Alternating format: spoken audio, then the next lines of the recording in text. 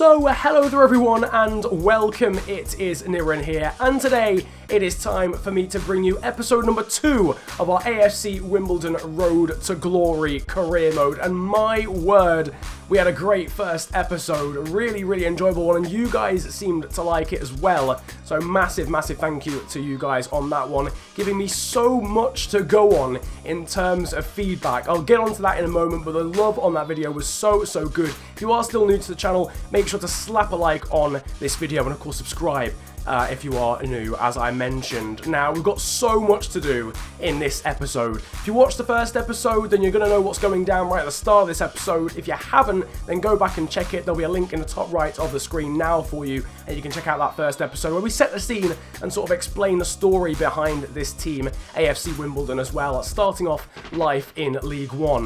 We're going to be making 2 signings right at the start of this episode, and we're also going to be starting the League One season. I also need to ask you a couple of questions during the course of this one to get your input and just to get a grasp of what you want to see from this series as well. If you are new, this is going to be very story driven though. Now, I mentioned the feedback that you guys gave me, and my word, did you give me it. 400 comments as I'm recording this, absolutely unreal scenes, giving me all sorts of player suggestions and requests of players to sign. There were some outstanding ones, oh my days, some hidden gems from absolutely nowhere, and in the background since the start of the video you'll have been seeing those here. We'll try and scout these players as we go along throughout this episode. Also had a really great comment. I'll screenshot the guy who put the comment, but shout out to this guy who's a Wimbledon fan who gave me exactly what I wanted in terms of a backstory of who is popular within the team and who necessarily isn't. He gave me loads of suggestions of players to sign as well, so I'll be going off that and I'll be making a couple of player sales in this episode based on that comment as well.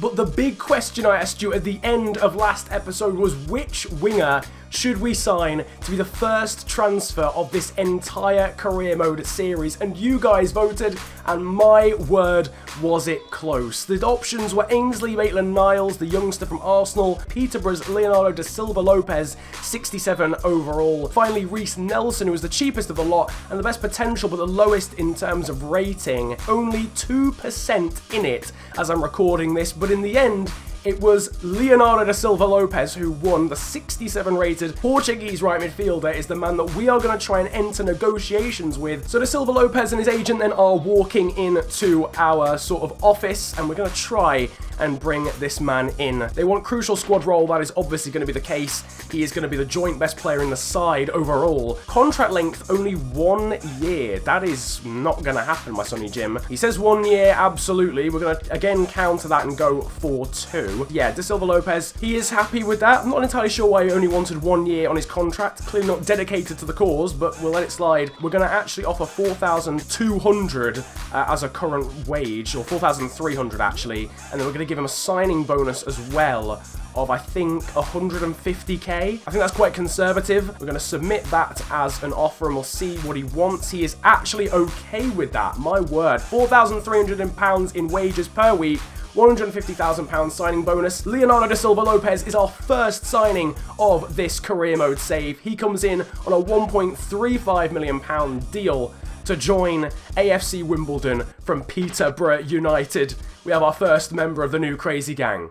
Act like you know what it is. I don't wanna hear my talk about lyrics. Their lyrics ain't like my lyrics. Who's underground, that's skywrite lyrics. So Leonardo da Silva Lopez has swapped Peterborough for Plough Lane then in this series, and he becomes realistically our marquee signing. The Portuguese winger is, well, he's very good, isn't he? Let's take a little look at his attributes. You can see very pacey indeed. We asked for a pacey winger, we got one. 92 balance and 90 agility as well on this kid. He is going to be an absolute hazard for fullbacks and centre-backs across the country. And here you can also see 2 in 2 days, because Andre Dozzell has decided to join AFC Wimbledon. We put in a loan bid for him from Ipswich Town at the end of last episode. I didn't want to sim forward just in case the negotiations broke down between us and the wingers, because we'd waited too long. So waited for today's episode, and that means we are 2 signings down in, what, maybe 5 minutes of this video. Good stuff. Da Silva Lopez and Andre Dozzell both into the side. There is Andre Dozzell, 64 rated, so not really any better than the centre mids that we have at the moment, but he is going to grow very quickly. We're going to get training him as well. You can see 81 balance, 80 agility, decently pacey as well, actually, and some good passing stats on him. These are the players that are going to be getting trained in the first month of this career mode save. Andre Dozzell, Nightingale, or Florence as we have affectionately nicknamed him. George Long is getting 2 slots, and then Osher is also getting one as well. If you're wondering why Da Silva Lopez isn't here, sorry, he's just going to grow well on his own. We don't really need to touch him. Saw in the comment section a couple of people suggesting that I should sim a couple of games per episode or 1 game per episode so we go a little bit faster through the series. Is that something you would like to see in this one? It might well happen regardless of the vote in this episode, but I want you to let me know in the form of a vote there, top right of the screen, whether we should sim maybe 1 game each episode or 2 games each episode or none at all. So one question I asked you guys last time was which players were okay to sell in this save, because I realised there might be some players that are fan favourites in real life, and seemingly these 3 here were okay to sell. So Tom Soares is one, centre mid, 62 overall, 31 years of age.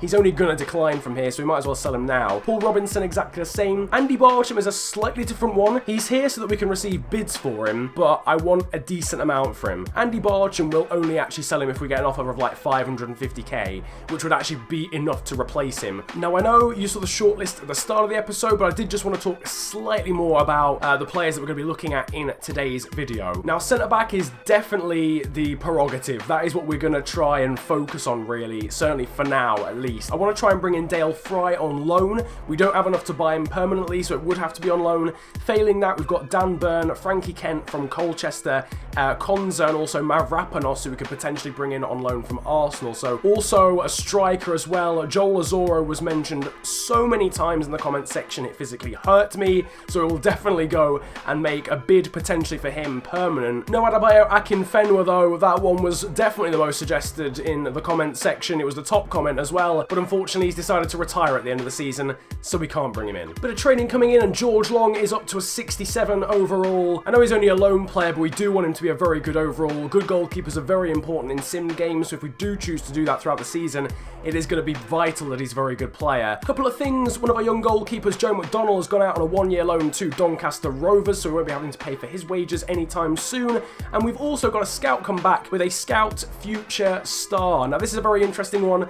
Tons of people in the comment section were wanting this, and it was one of the top comments as well, was to get in a Scout Future Star. We've got Lorenzo Visser, 15 years of age. His potential to say he's a Scout Future Star is not great. I've been seeing that a lot this year. The Scout Future Stars aren't actually that good. He's a winger. We kind of need some depth in that position, I feel. 58 rated, and hopefully his potential is closer to 85 than it is 67. Yes, this Nzuzi Toko guy, he's pretty decent, and he's only worth 775k.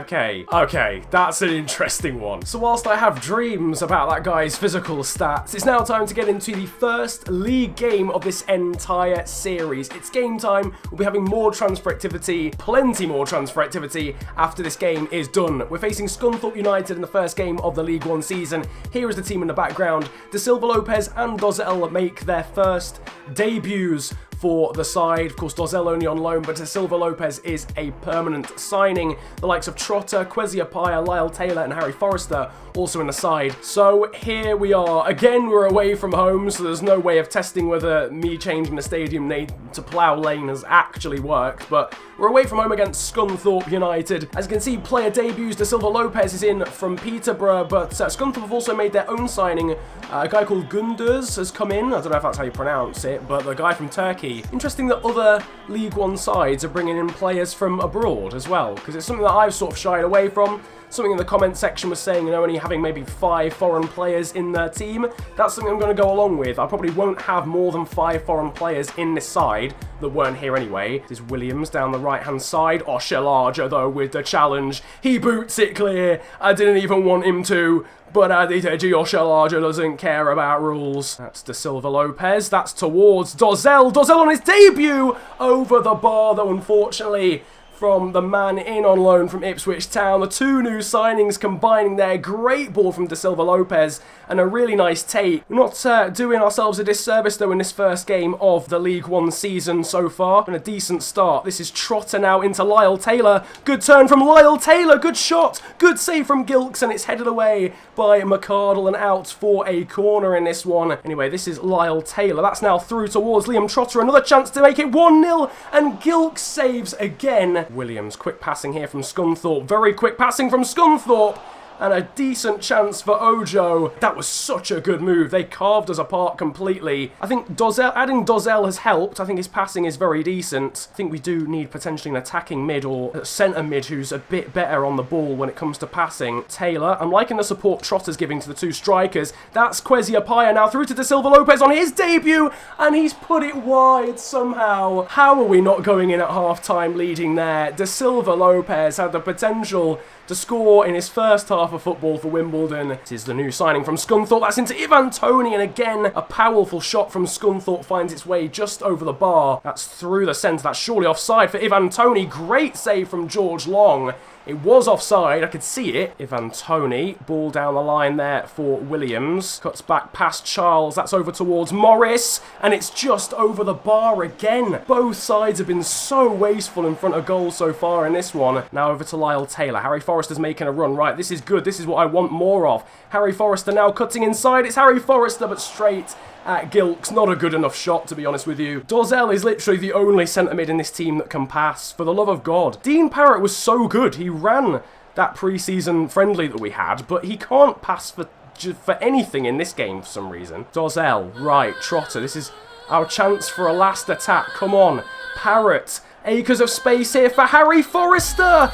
Oh my God. I'm so sorry. New subscribers must be like, this guy is actually horrendous. I promise I'm not. How have we actually not won that game? How have we actually not won that game? Parrott somehow got the man of the match. He was shocking. So it was evident that we need some good finishing in this side. That's why we're going to go in for a new striker. Joel Azoro was a man who was suggested unbelievably in the comment section. His current value is £675,000, so I'm going to go for 600k. Now, he's clearly not going to jump out of the room because a sell-on clause has appeared, so he wants more than that, or he wants that, but he wants a sell-on clause as well. 610k, but with a 3% sell-on clause. Yeah, that's going to be a yes from me, mate. I'm not going to lie to you. We're going to accept that straight away. £610,000 then agreed between ourselves and Sunderland for the Swedish promising striker Joel Azoro.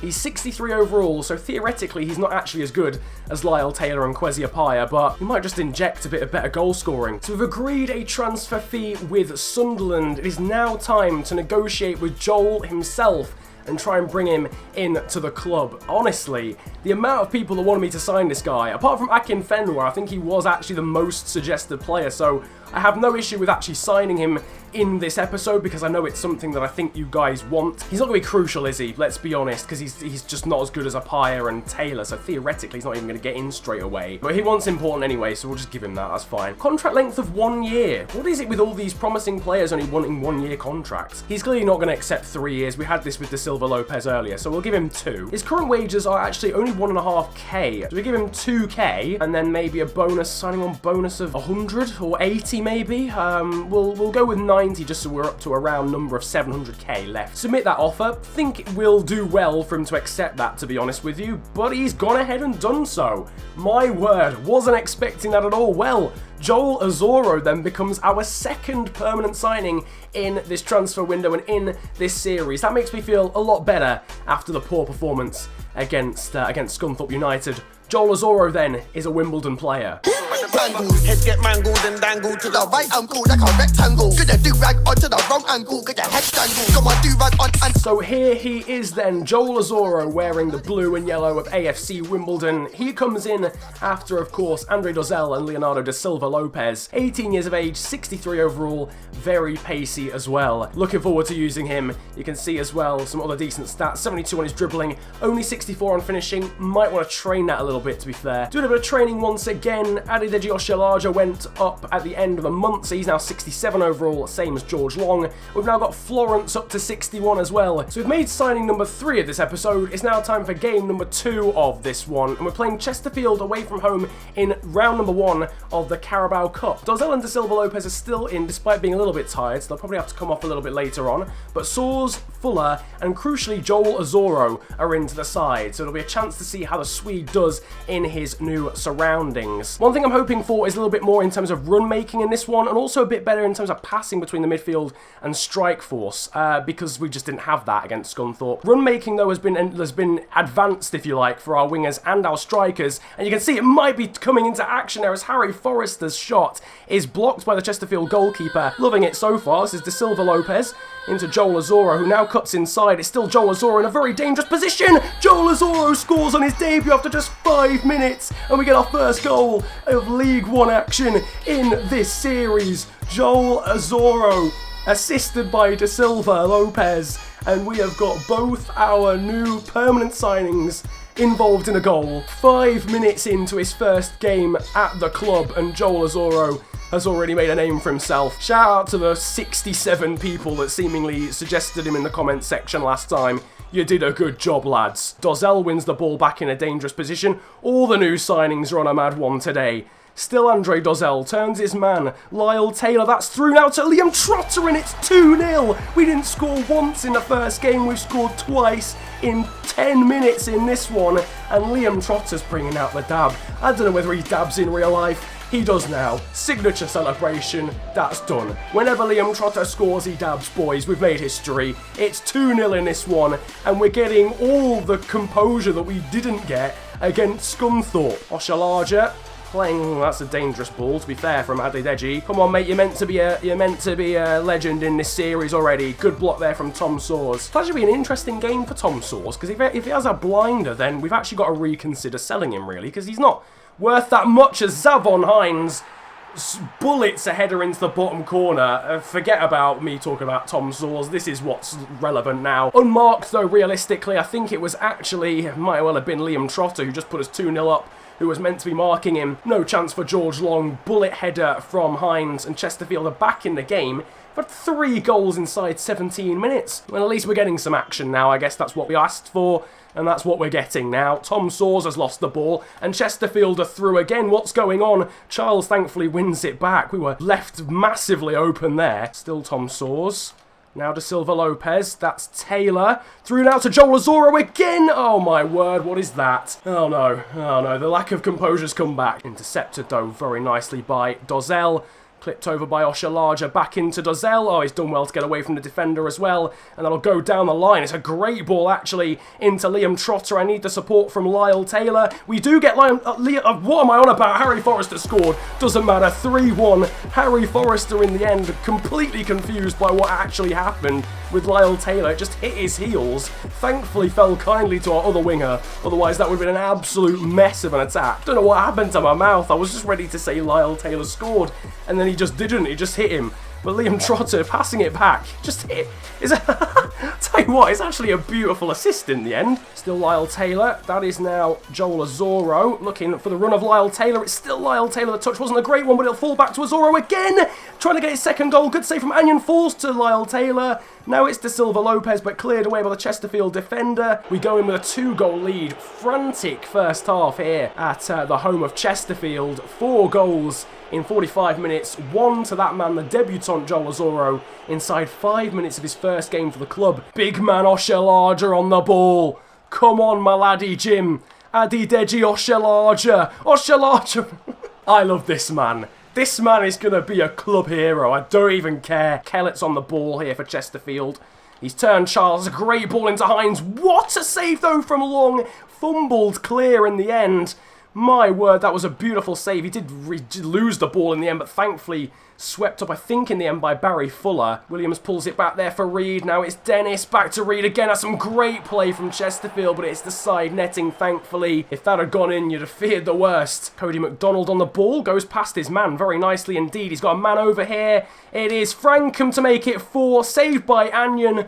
And Barry is able to get it away as Zoro got under the ball. Chesterfield now are gonna, you can see us streaming forward. We've got about 7 players in attack here. Down the line, we've been beaten there. This is very dangerous indeed. Cut back for Reed. Now for Hurd. And it's a good save for Long. Won back by Trotter beautifully. Yes, Liam. Good stuff. He runs on beyond Lyle Taylor as well. Liam Trotter down the right-hand side. Got a bit of support at the back stick from Joel Azoro. It'll go over to Joel Azoro for his second of the game. Not a great touch from the Swede. It falls, though, to Taylor, but it's right into the hands of Jack Canyon. It really should be 4-1 in this game. How there's not been a goal in this half yet, I'm not entirely sure. Hellett there wins the ball off Oshaladra and he'll go out for a throw-in to us as well.